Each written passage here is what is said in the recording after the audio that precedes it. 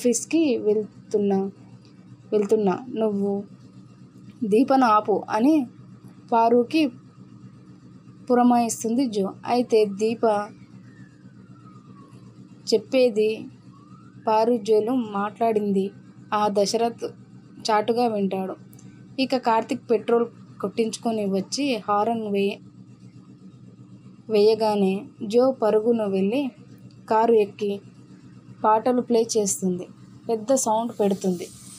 వెనక దీప పరుగున వచ్చి కార్తీక్ని పిలుస్తున్నా అరుస్తున్నా వినిపించదు. పైగా పారు దీపను పట్టుకొని ఆపేయడంతో కార్తీక్ జోను తీసుకుని కారులో ఆఫీస్కి వెళ్ళిపోతాడు. ఇక దశరథ్ మనసులో దీప చెప్పేది నిజమే ఏమో, ఛాన్స్ తీసుకోవడం దేనికి, ఇప్పుడు పిన్నితో వాదించి దీపను తీసుకెళ్ళి వెళ్ళడం కంటే నేను వెళ్ళడం మంచిది అనుకుంటా కారు దగ్గరకు